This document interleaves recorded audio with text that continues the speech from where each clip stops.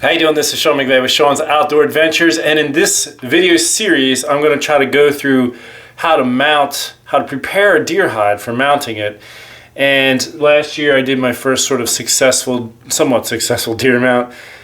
A lot of people asked me for more videos on the topic, and I'm always by myself, so it's a little bit hard to video and do this kind of messy work at the same time. I'm going to try to get a little footage for you. And I'm going to break this down into a couple videos. I'm going to break it down into working the eyes, working the nose, and working the ears, stuff like that. Doing the hide, tanning it, putting it in a pickle solution, all that kind of stuff. So this is going to be the first one, and in this video, for no particular reason, we're just going to start with the eyes and work on how to do the eyes when you're trying to prepare a deer hide for mounting. So let's go ahead and I've got it all set up in the other room in the unfinished area of the basement. So we're going to have some elements to deal with the heater kicking on and stuff like that. But that's okay. Let's go get to work. Alright, so in order to get started, I want to talk about a couple crucial things that we really need. And I also want to say that I'm not an expert at mounting deer hides. I've messed up two deer. Well, actually two deer I attempted and messed them up. And then my third one is the buck I just showed you in the other room. So this is somewhat of my fourth attempt. I've learned a lot through each mount. The very first two, I tried to use regular razor blades with squared edges, which was a really bad idea. Kept having issues of cutting through the hide. So I bought 100 pack of these from Amazon. This is a regular scalpel. So I got on the internet. It was like $6 or $7. So this is definitely the way to go. It has a nice rounded end to it here, and that's going to help prevent cutting the hide in a lot of ways. And so that's one thing I really recommend you getting. It's very inexpensive. Here's the 100 pack right here. So there's plenty of blades. If it starts to get dull, you can just replace it. You could also sharpen a blade. I have a knife sharpener here that you can actually, tune them up a little bit with. But before you even get started, pull on the hair of your hide. See, this hair is staying on here. If your hair is already what they call slipping, which it pulls out, you might not want to waste your time. You can do the first part of this process to just practice it, but as far as going through with the actual mount, the hide's already no good, because basically what happens is, you got bacteria begins to eat the flesh right as soon after it is been killed. And so you need to get this all taken care of as quickly as possible to get it in a pickling solution to preserve the hide. That's really what we're doing here. Now, I shot this buck a month ago, and one of the things I messed up on one of my my second or third hide is I was trying to rush it to get it done, but I didn't have the time. And I talked to a taxidermist. He said, "Stop what you're doing. Put the hide in the freezer." So I learned the lesson right off the bat. If you don't have time to deal with the hide immediately after harvesting it, get it caped off the skull and the body and everything, and then put it in the freezer. So this is not even all the way thawed out yet. It's in the thawing process right now, and I'm immediately going to get to it. So I'm going to start, like I said, I'm going to start with the eyes, and then in the next video we'll do the mouth, and in the next video after that we'll do the ears. And then after that, we're going to get to a point where we want to salt the hide. Well, actually, we want to get all of the big meat chunks off. We'll do that last.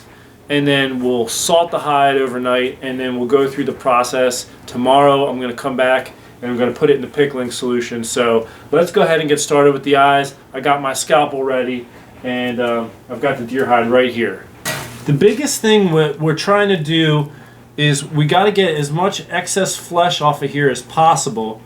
And one of the things we want to do is leave enough skin right here so that we can tuck it into the mannequin when it comes time to do that. Right now I have my eyeball, or my eye socket right here, and if I pull this through a little bit, you can see the fur of the deer. Not sure how the lighting, let me actually go set up another light so you can see this a little better. Hang on. Alright, I've got some more light here. Now, right here is the fur of just underneath the eye, and along the edge there's a little ridge right here on that eyelid that we need to take the skin all the way out to the end of that in order for the pickling solution and the salt to penetrate in there so that that hair doesn't begin to fall out. So that's what this is all about here. So I'm going to reach in through here and I'm going to feel this lip right around this eye right here with my finger, and I'm going to actually cut toward that.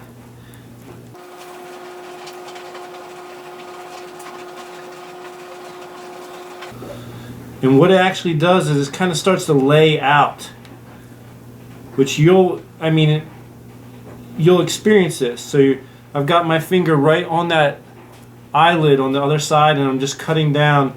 So that little bump at the edge of the eyelid, I'm cutting it flat so that it lays out like a table.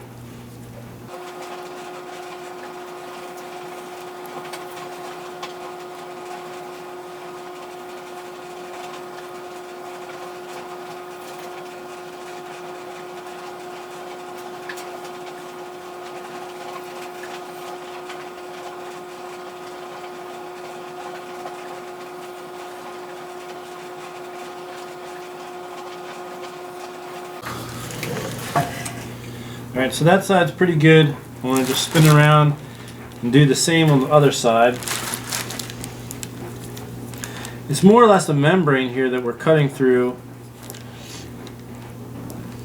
to get down to that eyelid area.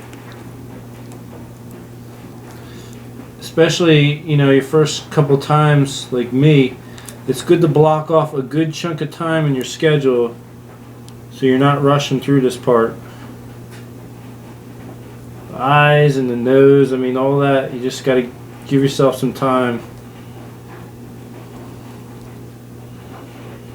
If you rush, you end up cutting through, and that makes it more difficult down the road.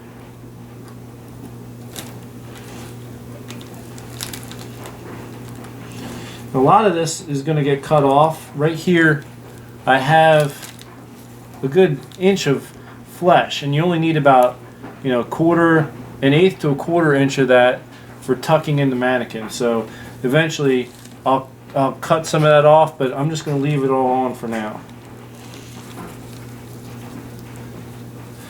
Now, coming down off of that, there's a lot of flesh on the face here that needs to come off, and they make all kinds of gadgets and stuff for helping. I made my own like fleshing horn. It's just I took a piece of cedar and I carved a kind of rounded on one end and somewhat of a point on the other. With the point, you can put that in the nostril for when we do the nose, but this I can put right in the eye socket area and kind of work the flesh off. Now, because I'm videoing, it's a little awkward. I'm kind of actually cutting toward me just in order to get all this, but normally I would have it all. I always cut away from me in every other circumstance. So there's a big bit of flesh right here that I'm just working off. We basically, at this stage of the game, we want to get this flesh off and get it down to the skin, because I want my salt to really work into the hide. Draws the moisture out. Bacteria needs moisture to really proliferate, so we're going to use salt to draw the moisture out of the skin. Salt also makes a somewhat unfavorable environment for the bacteria, so we're going to do that overnight. Salt it and let it sit overnight, and then pick up the process tomorrow. But see that chunk of flesh that I just cut off? This is what I want to get all this to look like. So I'm going to be trimming off this kind of flesh right here. And just take my time, because I don't want to cut through the hide. I just want to trim this stuff off.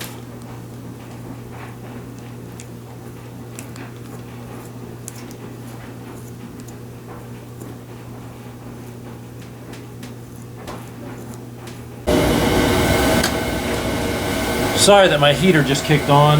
I'm working around the other side of the eye right now, and here is the tear duct right here. And you can already see there's a slight hole from where the tear duct is right here. This is all going to need to be tucked, and I can kind of show you that on some of my finished mounts, what this is going to end up looking like. But we want to kind of trim this down a little bit too, just a little bit thick meat right here. So I want to, I'm going to trim around it, but I want to try to get some of this excess meat off right in this region here for the tucking in that tear duct for the eye.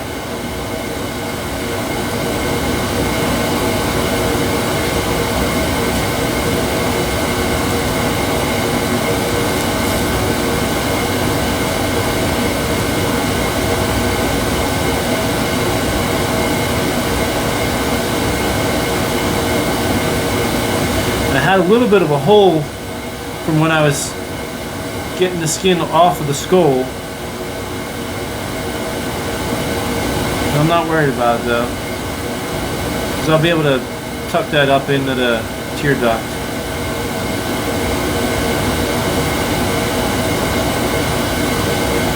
Now this here, it's very thick, and I always got the tip to use scissors on this to thin this out.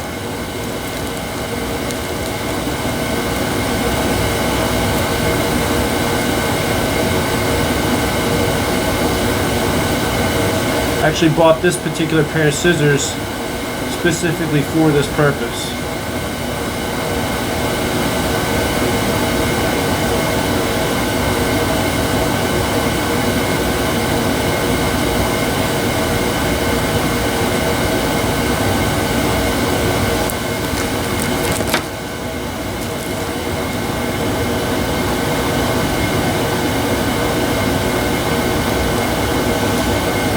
Obviously the flesh is red and the skin is more white, so that's sort of the gauge here.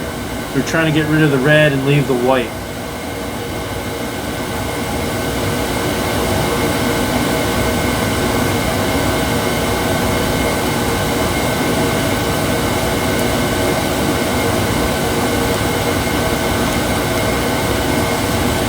I'm basically just going to keep working this off around the eye, and that's going to be it for doing the eyes basically.